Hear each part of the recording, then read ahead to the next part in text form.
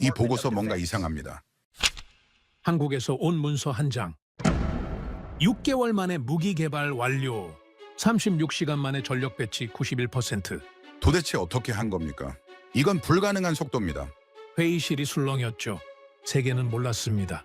한반도에서 무슨 일이 벌어지고 있었는지.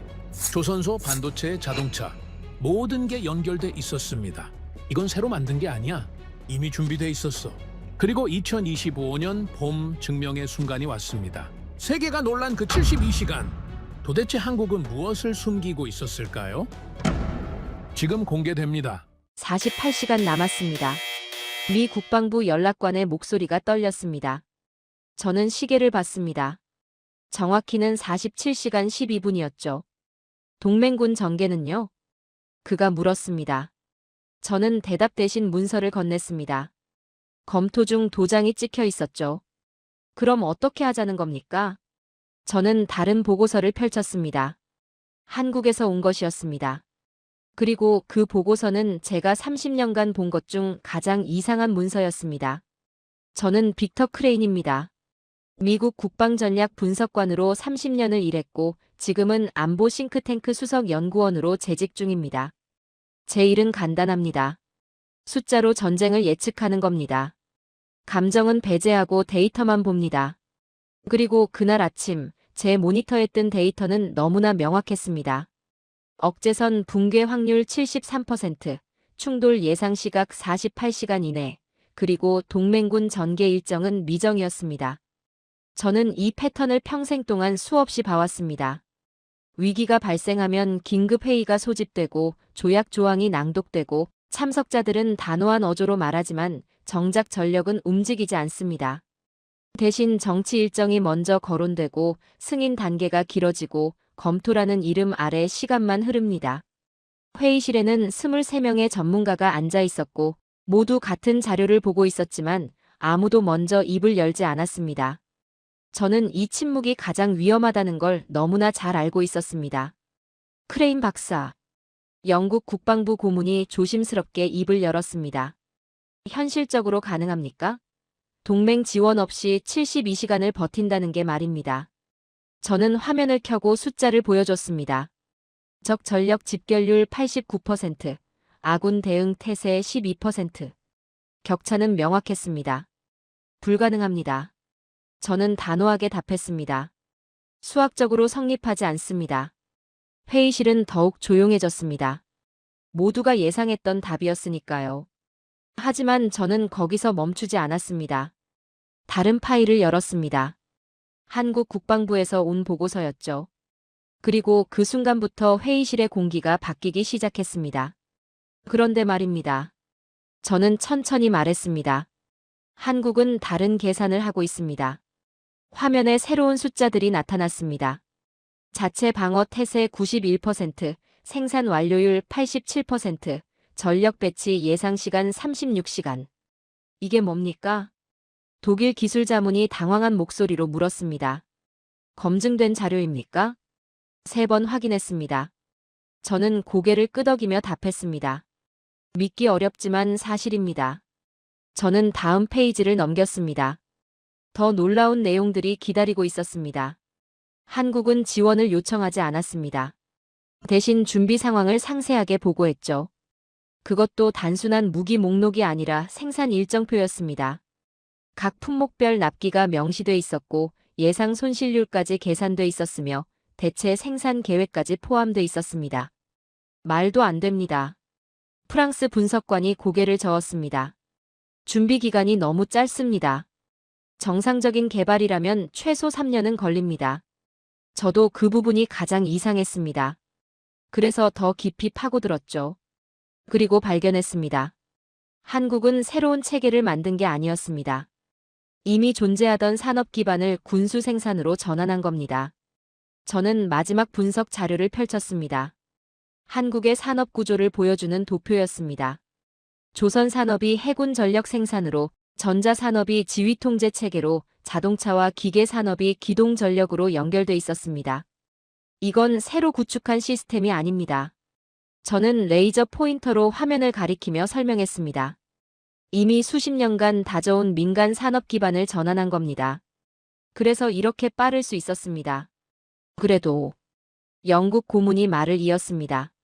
실전은 다릅니다. 종이 위의 숫자와 전장은 다르죠. 저는 반박하지 않았습니다.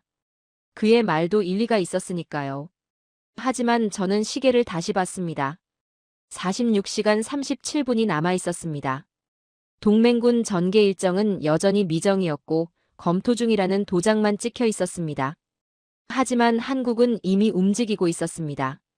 회의가 끝나고 저는 복도를 걸으며 생각했습니다. 한국은 질문하지 않았습니다. 도와주실 겁니까? 라고 묻지 않았습니다. 대신 이렇게 말하고 있었습니다. 저희는 준비됐습니다. 혼자서도 버틸 수 있습니다. 저는 사무실로 돌아와 보고서를 천천히 덮었습니다. 결론은 명확했습니다. 이건 제가 평생 분석해온 어떤 사례와도 달랐습니다. 한국은 동맹을 부정하지 않았습니다. 하지만 동맹을 필수 조건에서 제거했습니다. 그리고 그 순간 저는 확신했습니다. 이 나라는 예외가 될 거라고 말입니다. 그 보고서를 처음 펼쳤을 때 저는 잠시 멈췄습니다. 30년간 수백 개의 국방 문서를 검토해왔지만 이런 형식은 처음이었습니다. 표지에는 화려한 문구도 정치적 수사도 없었습니다. 대신 냉정한 숫자들만 나열돼 있었죠. 한국방산 생산 현황 및 전력 배치 계획. 제목부터 직설적이었습니다. 첫 페이지에는 생산 일정표가 있었습니다. 품목별로 정확한 납기가 명시돼 있었고 각 생산 라인의 가동률이 %로 표시돼 있었으며 예상 손실률과 대체 생산 계획까지 포함돼 있었습니다. 이건 홍보 자료가 아니었습니다. 실제 운영 문서였죠. 더 놀라운 건 시간이었습니다. 주요 무기 체계 개발 완료까지 6개월. 정상적인 선진국 기준으로는 최소 3년이 걸리는 프로젝트였습니다. 저는 계산기를 꺼내 다시 확인했습니다. 뭔가 빠진 게 있을 거라고 생각했죠. 하지만 숫자는 정확했습니다. 세 번째 검증했지만 결과는 같았습니다. 저는 동료에게 전화를 걸었습니다. 톰슨 박사, 이 자료 좀 봐주시겠습니까? 국방산업 전문가인 톰슨 박사는 자료를 받자마자 단호하게 말했습니다. 불가능합니다, 크레인. 승인 단계만 해도 1년은 걸립니다. 시험 평가에만 6개월은 필요하죠. 저도 압니다. 저는 대답했습니다. 그래서 더 이상합니다. 한국은 어떻게 이 시간을 단축했을까요? 저는 더 깊이 파고들기 시작했습니다. 한국의 산업 구조를 분석했고 과거 개발 사례들을 검토했으며 생산 능력을 계산했습니다. 그리고 발견했습니다. 한국은 단계를 줄인 게 아니었습니다. 단계 자체를 없앤 겁니다. 일반적인 무기 개발은 설계, 시제품, 시험, 양산으로 진행됩니다. 하지만 한국은 달랐습니다. 민간 기술을 군사용으로 전환했습니다. 이미 검증된 기술이었죠. 조선소에서 만들던 대형 구조물이 군함이 됐고 전자기업이 생산하던 반도체가 지휘통제 시스템에 들어갔으며 자동차 공장의 생산 라인이 군용 차량을 만들기 시작했습니다. 저는 한국 산업 지도를 펼쳐놓고 바라봤습니다. 모든 게 연결돼 있었습니다. 이건 새로 만든 체계가 아니었습니다. 수십 년간 쌓아온 산업 기반을 재배치한 겁니다. 부품 공급망도 기술 인력도 생산 설비도 이미 존재했습니다. 필요한 건 전환뿐이었죠.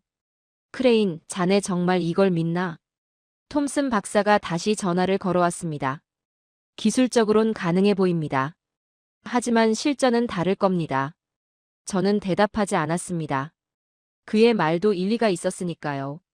실전에서는 변수가 많습니다. 하지만 저는 다른 걸 생각하고 있었습니다. 한국은 이미 그 변수들까지 계산하고 있었다는 겁니다. 보고서 마지막 장에는 시나리오 분석이 있었습니다. 최선의 경우, 최악의 경우, 그리고 가장 가능성 높은 경우. 각 상황별 대응 계획이 상세히 기술돼 있었습니다. 손실률 20% 가정 시 보충 계획, 보급선 차단 시 대체 루트, 주요 시설 타격 시 분산 생산 체제. 모든 게 준비돼 있었습니다. 저는 커피를 한 모금 마시며 창밖을 바라봤습니다. 워싱턴의 하늘은 맑았습니다. 하지만 제 머릿속은 복잡했습니다. 87% 생산 완료율. 이건 단순한 진척도가 아니었습니다. 실제 가동 중인 체제였습니다. 36시간 내 전력 배치 가능. 이건 계획이 아니라 실행 단계였죠.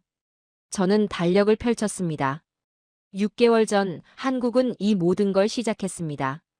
아무도 주목하지 않았을 때 말입니다. 회의실에서 논쟁이 벌어지는 동안 한국은 조용히 움직이고 있었습니다. 말이 아니라 행동으로 준비했습니다. 다음 날 아침, 저는 국방부 회의에 참석했습니다. 주제는 동맹국 지원 우선순위였습니다. 각국의 요청 사항이 검토됐고 가용 자원이 논의됐으며 배분 계획이 수립됐습니다. 그런데 이상한 점이 있었습니다. 한국에서는 요청이 없습니까?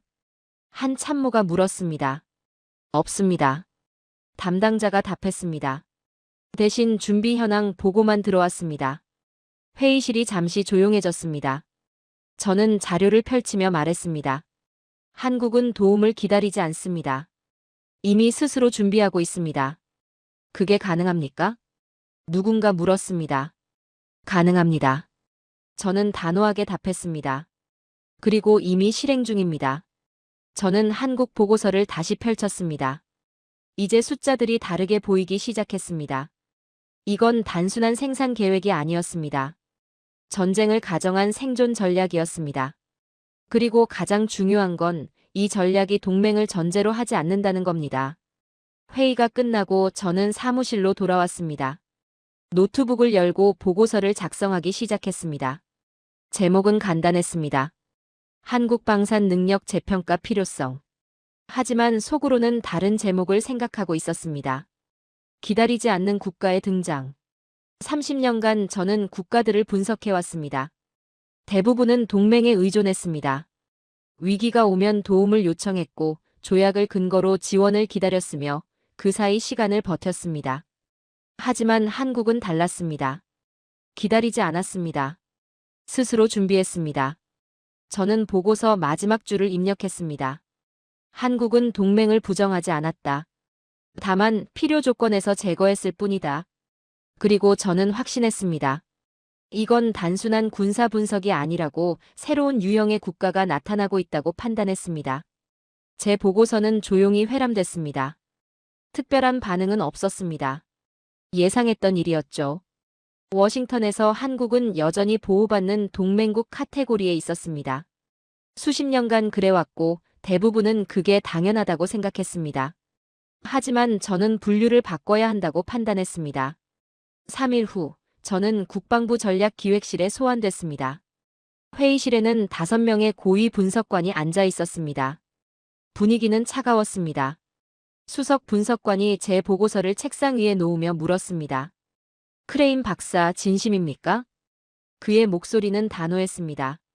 한국을 자립 방어 가능 국가로 재분류하자는 제안 말입니다. 그렇습니다. 저는 고개를 끄덕였습니다. 이게 어떤 의미인지 아십니까? 또 다른 분석관이 끼어들었습니다. 분류가 바뀌면 전략이 바뀝니다. 예산 배분이 달라지고 주둔군 규모가 재검토되며 동맹 관계 전체가 재정이 됩니다. 저는 알고 있었습니다. 하지만 숫자는 명확했습니다. 저는 노트북을 열고 데이터를 다시 제시했습니다. 한국의 자체 방어 태세 91%입니다. 생산 완료율 87%, 전력 배치 가능 시간 36시간 이내.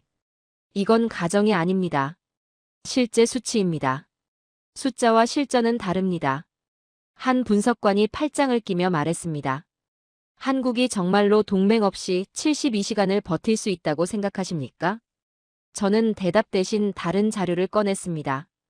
시뮬레이션 결과였습니다. 지난 일주일간 여러 시나리오를 돌렸습니다. 가정은 간단했습니다. 동맹군 개입 없음, 한국 단독 방어, 72시간 억제선 유지 가능성.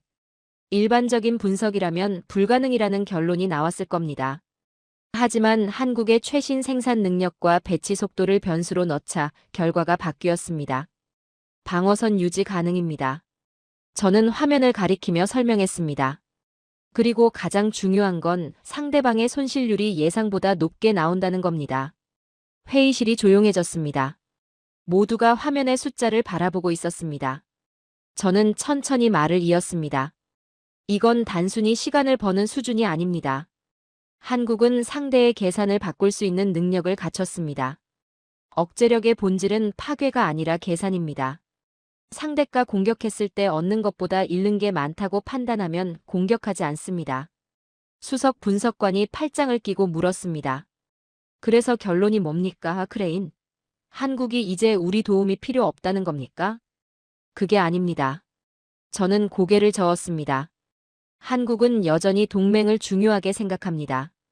하지만 차이가 있습니다. 과거엔 동맹이 필수 조건이었다면 이제는 전략적 선택지가 됐다는 겁니다. 무슨 말입니까? 한국은 혼자서도 버틸 수 있습니다. 저는 단호하게 말했습니다.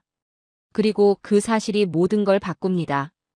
회의는 결론 없이 끝났습니다. 하지만 저는 알고 있었습니다. 제 보고서는 묻히지 않을 거라고 확신했습니다. 왜냐하면 숫자는 거짓말하지 않으니까요. 일주일 후 예상대로 움직임이 시작됐습니다. 국방부 내부에서 한국 재평가 태스크포스가 구성됐고 저는 자문으로 참여하게 됐습니다. 첫 회의에서 가장 먼저 나온 질문은 이거였습니다. 한국의 능력이 실제로 검증됐습니까? 저는 솔직하게 답했습니다. 실전 검증은 없습니다. 하지만 모든 무기 체계가 그렇습니다. 중요한 건 생산 능력과 배치 속도이며 그 부분에선 한국이 예외적입니다. 지속 가능성은요? 또 다른 질문이 나왔습니다. 보급 체계는? 인력 손실 시 보충은? 저는 한국 보고서를 다시 펼쳤습니다. 모든 답이 거기 있었습니다. 한국은 단순히 무기를 만드는 게 아니었습니다. 전체 시스템을 구축했습니다. 생산 라인이 분산돼 있어서 일부가 타격받아도 전체는 유지됩니다. 부품 공급망이 이중화돼 있어서 한 루트가 막혀도 대체 가능합니다. 이건 즉흥이 아닙니다. 저는 설명했습니다. 수십 년간 쌓아온 산업 구조의 결과입니다. 회의가 끝나고 저는 복도를 걸으며 한 동료와 마주쳤습니다. 크레인, 자네 정말 한국을 믿나? 그가 물었습니다. 믿음의 문제가 아닙니다. 저는 답했습니다. 숫자의 문제입니다. 그리고 숫자는 명확합니다. 저녁 무렵, 저는 사무실에 홀로 남아 있었습니다. 창밖으로 워싱턴의 불빛이 보였습니다. 저는 노트북을 열고 새로운 보고서를 쓰기 시작했습니다. 제목은 한국의 전략적 위치 변화와 동북아 안보구도 재편이었습니다. 첫 문장을 쓰면서 저는 잠시 멈췄습니다. 그리고 천천히 입력했습니다. 한국은 더 이상 지켜지는 나라가 아니다. 이제 계산에 포함되는 나라다. 이 문장을 완성하면서 저는 생각했습니다. 세계는 한국을 여전히 과거의 프레임으로 보고 있습니다. 625 전쟁 이후 폐허에서 시작한 나라, 경제 발전은 이뤘지만 안보는 의존적인 나라로 분류하고 있습니다. 하지만 그건 20년 전 이야기였습니다. 지금의 한국은 달랐습니다. 조선 세계 1위, 반도체 세계 최강, 자동차 생산 상위권. 이 모든 게 단순한 경제 지표가 아니었습니다. 전환 가능한 군사 자원이었습니다. 저는 보고서를 계속 작성했습니다. 데이터를 정리하고 시나리오를 분석하고 결론을 도출했습니다. 그리고 마지막 문단을 쓰면서 저는 확신했습니다. 변화는 이미 시작됐다고, 그리고 이건 조용하지만 돌이킬 수 없는 변화라고 판단했습니다. 왜냐하면 한국은 선택을 바꿨으니까요. 도움을 기다리는 대신 스스로 준비했고 의존하는 대신 자립했으며 약속을 믿는 대신 능력을 갖췄습니다. 저는 보고서를 저장하고 창밖을 바라봤습니다. 한국은 다른 카테고리로 이동했습니다. 보호 대상에서 전략 변수로 말입니다. 그리고 그 순간 저는 깨달았습니다. 이건 시작일 뿐이라는 걸 말입니다. 변화는 항상 천천히 옵니다. 그래서 대부분은 알아채지 못합니다. 하지만 어느 순간 모두가 보기 시작합니다. 그리고 그때는 이미 늦습니다. 한국에 대한 국제사회의 시선이 바로 그랬습니다. 제 보고서가 나간 지 한 달 후 유럽의 한 방산 연구소에서 보고서가 발표됐습니다. 제목은 아시아 방산 시장의 변화였습니다. 그 안에 한국이 언급됐습니다. 단 두 문장이었지만 그 의미는 컸습니다. 한국의 생산 속도가 예상보다 빠르다. 주목할 필요가 있다. 저는 그 보고서를 읽으며 생각했습니다. 이제 시작이구나. 사람들이 보기 시작했구나. 그리고 예상대로 다음 주 국제안보회의에서 분위기가 달라졌습니다. 한국 방산에 대해 논의할 필요가 있지 않습니까? 프랑스 대표가 조심스럽게 꺼냈습니다. 회의실이 잠시 조용해졌습니다. 저는 자료를 펼쳤습니다. 어떤 부분이 궁금하십니까? 속도입니다. 독일 대표가 끼어들었습니다. 왜 이렇게 빠릅니까? 정상적인 개발 기간이 아닙니다. 저는 이미 이 질문을 예상하고 있었습니다. 질문의 방향이 바뀌었습니다. 과거에는 가능한가? 였다면 이제는 왜 이렇게 빠른가?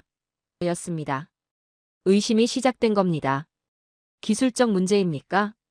영국 대표가 물었습니다. 아니면 절차상 문제입니까? 저는 천천히 답했습니다.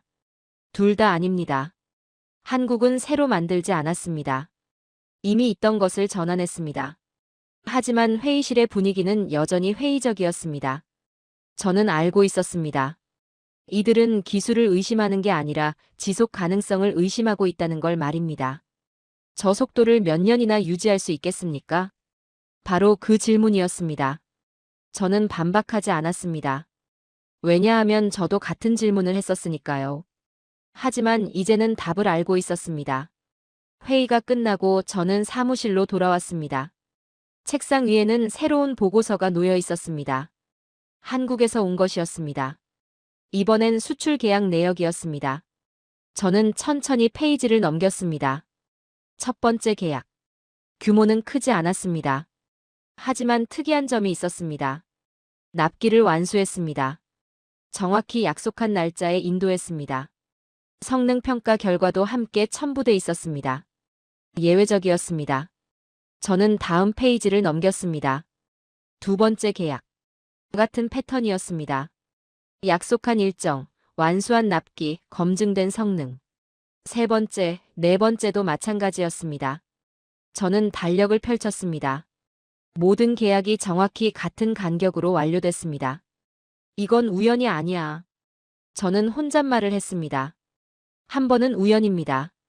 두 번은 노력입니다.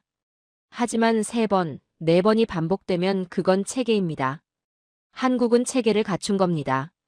저는 국제방산 시장 동향 자료를 열었습니다. 흥미로운 변화가 포착됐습니다. 기존 강자들의 납기가 지연되고 있었습니다. 3개월, 6개월, 어떤 건 1년씩 미뤄졌습니다. 하지만 한국은 단 한 건도 지연이 없었습니다.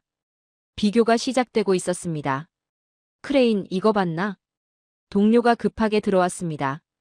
폴란드 계약 말입니다. 한국이 따냈습니다. 알고 있습니다. 저는 고개를 끄덕였습니다. 하지만 중요한 건 계약 자체가 아니었습니다. 계약 조건이었습니다.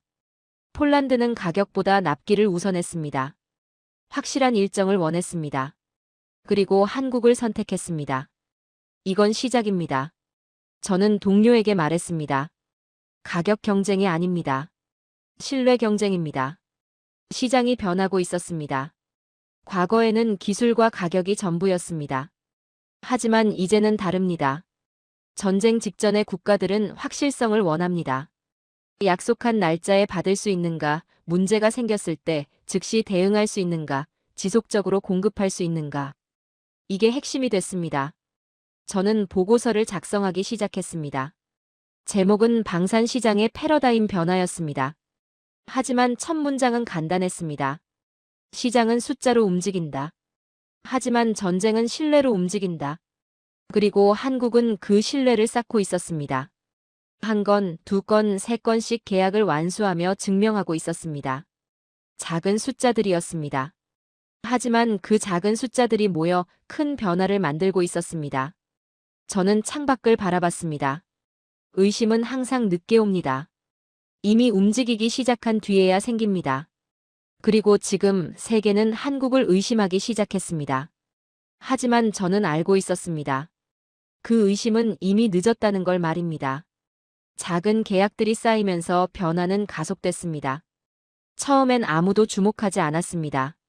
하지만 6개월이 지나자 상황이 달라졌습니다. 국제방산 전시회에서였습니다. 저는 참관인 자격으로 참석했습니다. 전시장 입구부터 분위기가 달랐습니다.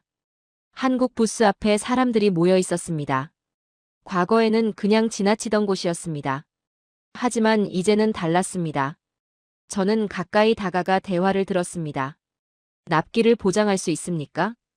동유럽 한 국가의 조달 담당자가 물었습니다. 한국 측 담당자는 차분하게 답했습니다. 계약서에 명시된 대로 이행합니다. 지난 2년간 단 한 건도 지연된 적이 없습니다. 기술 지원은요? 24시간 대응 체계를 갖추고 있습니다. 문제 발생 시 48시간 내 현장 도착이 가능합니다. 저는 그 대화를 들으며 고개를 끄덕였습니다. 이건 기술 설명이 아니었습니다. 신뢰 구축이었습니다. 그리고 효과가 있었습니다. 일주일 후 그 국가는 한국과 계약을 체결했습니다. 저는 사무실로 돌아와 데이터를 정리하기 시작했습니다. 한국의 수출 계약 목록, 납기 준수율, 고객 만족도, 재계약률. 모든 지표가 상승 곡선을 그리고 있었습니다.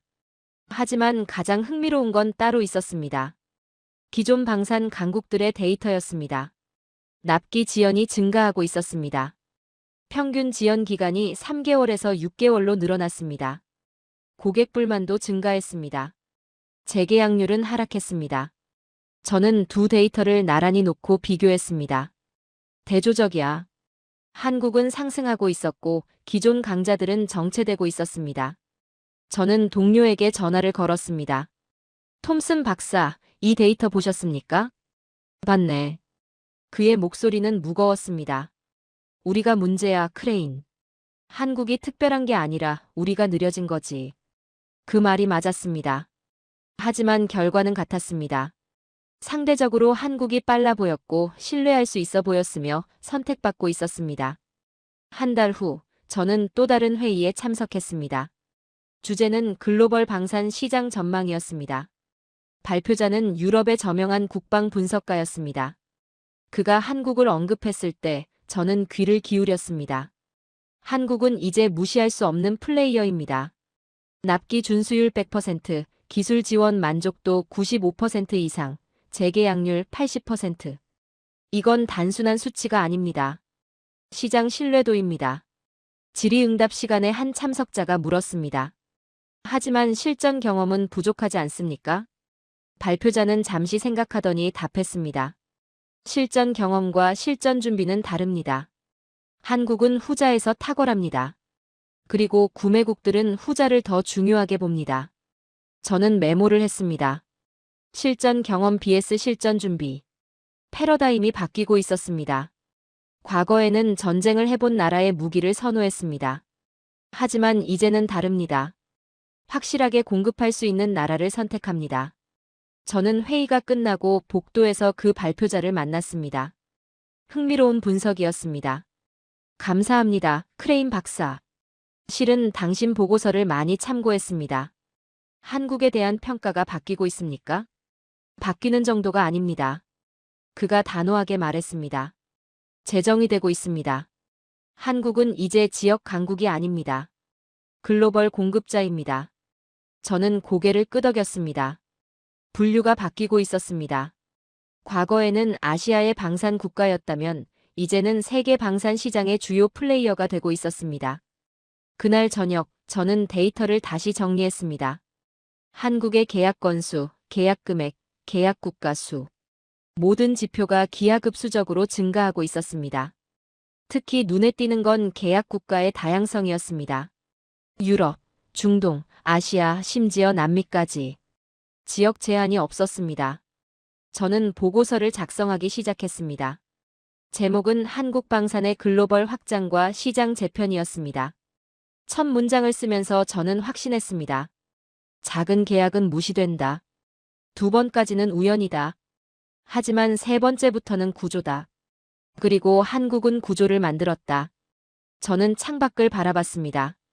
작은 숫자들이 쌓였습니다. 그리고 그 숫자들이 큰 변화를 만들고 있었습니다.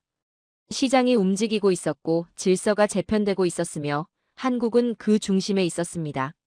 모든 준비는 시험을 맞이합니다.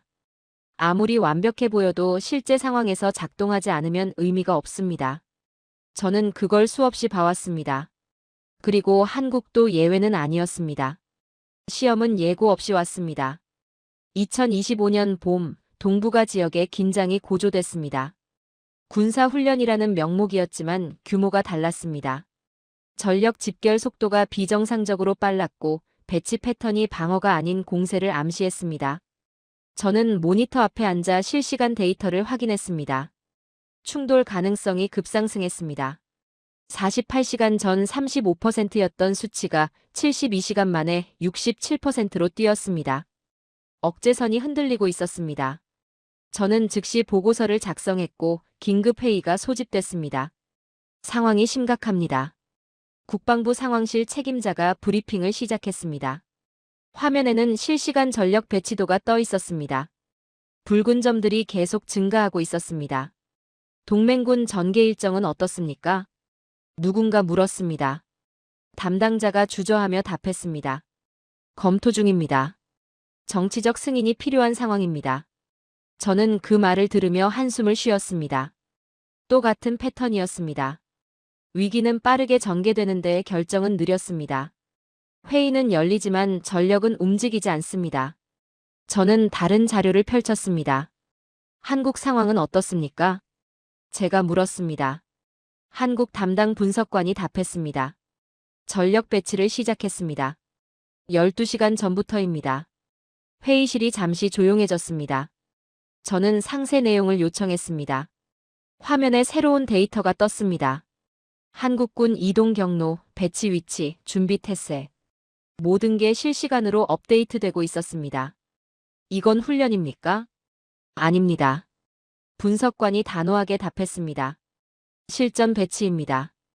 탄약 보급도 진행 중이고 예비군 소집도 시작됐습니다. 저는 화면을 자세히 들여다봤습니다. 이건 시위가 아니었습니다. 메시지였습니다. 그리고 계산된 메시지였습니다. 한국은 말하고 있었습니다. 우리는 준비됐다. 혼자서도 할 수 있다. 다음 날, 상황은 더욱 긴박해졌습니다. 저는 새벽부터 상황실에 있었습니다. 데이터를 분석하고 시나리오를 검토하고 예측 모델을 돌렸습니다. 그리고 흥미로운 변화를 포착했습니다. 상대방의 움직임이 느려졌습니다. 전날까지 공격적이던 전력 배치가 주춤했습니다. 추가 병력 이동이 중단됐습니다. 저는 동료에게 물었습니다. 무슨 일입니까? 왜 멈췄죠? 확실하지 않습니다. 그가 고개를 저었습니다. 하지만 한 가지는 명확합니다. 재계산하고 있습니다. 저는 한국 전력 배치 현황을 다시 확인했습니다. 36시간 만에 주요 전력의 90%가 배치 완료됐습니다. 보고서에서 봤던 숫자가 현실이 됐습니다. 그리고 그 현실이 상대의 계산을 바꾸고 있었습니다. 오후 회의에서 분위기가 달라졌습니다. 긴장이 조금 풀렸습니다. 상대 측 위협 수위가 낮아졌습니다. 정보 담당자가 보고했습니다. 메시지 톤도 변했습니다. 대화 가능성을 언급하기 시작했습니다. 왜 갑자기 변했습니까? 저는 질문 대신 답을 제시했습니다. 계산이 바뀌었기 때문입니다. 한국이 실제로 준비됐다는 걸 확인했습니다. 공격했을 때 치러야 할 대가를 재계산했고 그 결과 선택을 바꿨습니다. 회의실이 조용해졌습니다. 모두가 화면의 데이터를 바라보고 있었습니다. 저는 계속 설명했습니다. 억제력은 무기의 숫자가 아닙니다. 사용 의지와 능력입니다. 한국은 둘 다 보여줬습니다. 일주일 후 긴장은 완전히 해소됐습니다. 군사훈련이라는 명목으로 시작됐던 전력 집결이 철수하기 시작했습니다. 위기는 지나갔습니다. 하지만 저는 알고 있었습니다. 이건 끝이 아니라 시작이라는 걸 말입니다. 저는 보고서를 작성했습니다. 제목은 2025년 봄 위기 분석 및 한국 방어 체계 평가였습니다. 결론 부분을 쓰면서 저는 신중하게 단어를 골랐습니다. 전쟁은 일어나지 않았다. 그래서 이건 성공이었다. 한국은 싸우지 않고 이겼다. 준비된 전력이 실제 충돌을 막았다. 이것이 억제의 본질이다. 저는 문장을 다시 읽었습니다. 그리고 추가했습니다. 시험은 피하는 게 아니다. 통과하는 것이다. 한국은 통과했다. 보고서를 제출하고 저는 창밖을 바라봤습니다.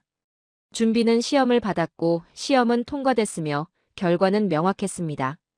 한국은 말이 아니라 행동으로 증명했습니다. 혼자서도 버틸 수 있다고, 동맹이 오지 않아도 방어할 수 있다고 보여줬습니다. 위기가 지나간 후 세계는 조용했습니다. 하지만 그 침묵 속에서 변화가 일어나고 있었습니다. 저는 그 변화를 데이터로 확인했습니다. 한국에 대한 문의가 폭발적으로 증가했습니다. 위기 발생 2주 전 한국 방산 문의 건수는 월 평균 15건이었습니다. 위기 이후 3주 만에 87건으로 뛰었습니다. 저는 그 문의 내역을 분석했습니다. 과거에는 단순 정보 요청이 대부분이었습니다. 하지만 이제는 달랐습니다. 구체적인 계약 조건 협의, 긴급 도입 가능성 타진, 기술 이전 논의. 실질적인 내용들이었습니다. 크레인 이거 봤나? 동료가 급하게 들어왔습니다. 손에는 유럽 한국과의 긴급 조달 계획서가 들려 있었습니다. 한국 무기를 우선 검토 대상에 올렸습니다. 이유가 뭔지 아십니까? 저는 고개를 저었습니다. 검증됐다는 겁니다. 실전에서 말입니다. 실전은 없었습니다. 맞습니다. 그가 웃으며 말했습니다. 하지만 실전 직전까지 갔습니다. 그리고 작동했습니다. 그게 검증입니다. 저는 그 말을 곱씹었습니다. 패러다임이 완전히 바뀌었습니다. 과거에는 전쟁을 치른 무기를 원했습니다. 이제는 전쟁을 막은 체계를 원합니다. 한국은 후자를 증명했습니다. 한 달 후, 저는 국제안보 포럼에 참석했습니다. 주제는 새로운 억제 전략이었습니다. 기조 연설자는 영국의 전 국방장관이었습니다. 그가 한국을 언급했을 때 청중들이 집중했습니다. 한국은 우리에게 새로운 모델을 보여줬습니다. 동맹에 의존하지 않는 자립방어. 하지만 이건 고립이 아닙니다. 선택입니다. 한국은 혼자서도 할 수 있지만 함께 하기를 선택합니다. 이것이 진정한 동맹의 의미입니다. 박수가 터져나왔습니다. 저는 메모를 했습니다. 의존에서 선택으로. 관계의 본질이 바뀌었습니다. 휴식 시간에 여러 사람이 저를 찾아왔습니다. 크레인 박사, 한국 분석을 몇 년 전부터 하셨죠? 중동 한국과의 국방부 고문이 물었습니다. 그렇습니다. 당신 예측이 맞았습니다. 우리도 이제 한국을 다르게 봐야 할 것 같습니다. 저는 고개를 끄덕였습니다. 하지만 속으로는 생각했습니다. 늦었다고.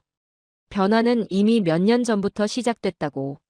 다만 이제야 모두가 보기 시작했을 뿐이라고 말입니다. 포럼이 끝나고 저는 워싱턴으로 돌아왔습니다. 책상 위에는 새로운 보고서가 쌓여 있었습니다. 모두 한국 관련이었습니다. 저는 하나씩 읽어내려갔습니다. 나토 동맹국 한 곳이 한국산 방공 체계 도입을 검토 중이었습니다.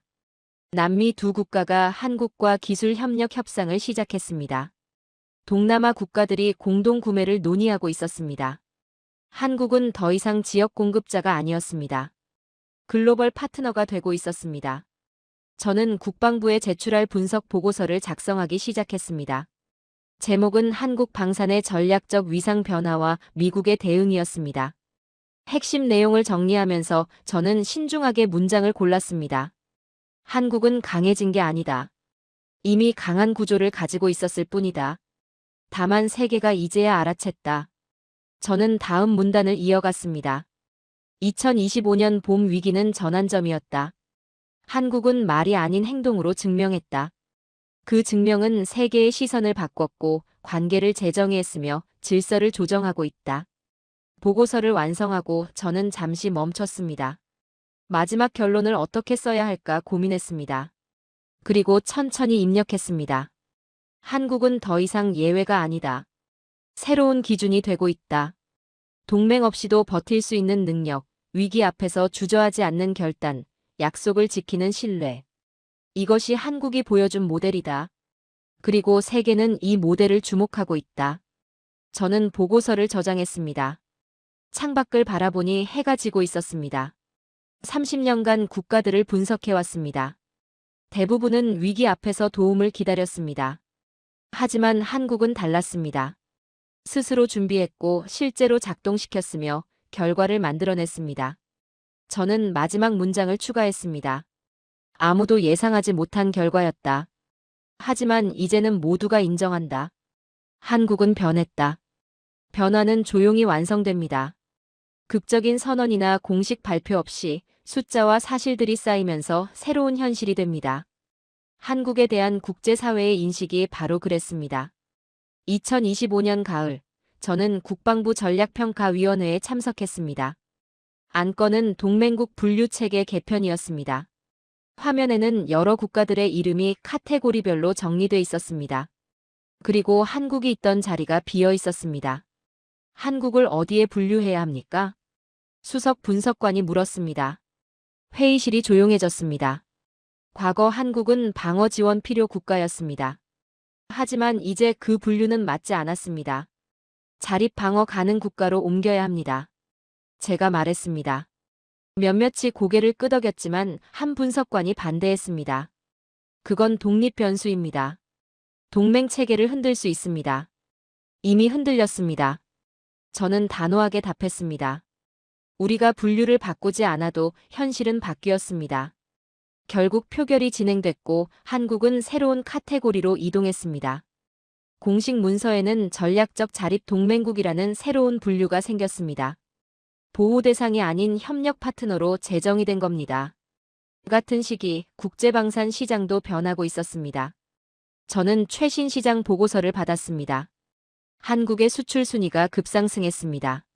3년 전 15위였던 게 이제는 7위였습니다. 하지만 중요한 건 순위가 아니었습니다. 계약 조건이 바뀌고 있었습니다. 과거에는 구매국이 조건을 제시했습니다. 하지만 이제는 달랐습니다. 한국이 납기를 제시하면 구매국이 맞췄습니다.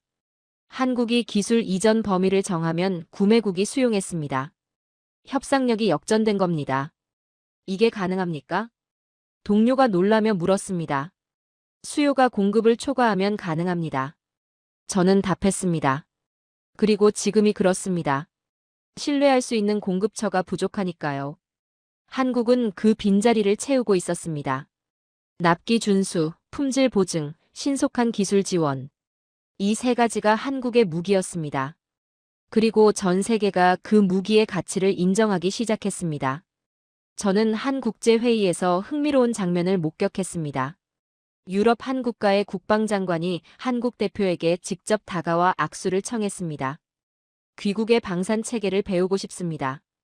어떻게 이렇게 빠르게 대응할 수 있습니까? 한국 대표는 겸손하게 답했습니다. 특별한 비결은 없습니다. 약속을 지키려고 노력할 뿐입니다. 저는 그 대화를 들으며 생각했습니다. 약속을 지키는 것. 그렇게 단순한 원칙이 이토록 강력한 무기가 될 줄 누가 알았겠습니까? 몇 주 후, 저는 최종 보고서를 작성하고 있었습니다. 제목은 한국 방산 10년 분석 의존에서 자립으로, 그리고 영향력으로였습니다. 결론 부분을 쓰면서 저는 지난 시간들을 되돌아봤습니다. 10년 전, 한국은 동맹에 의존하는 국가였습니다.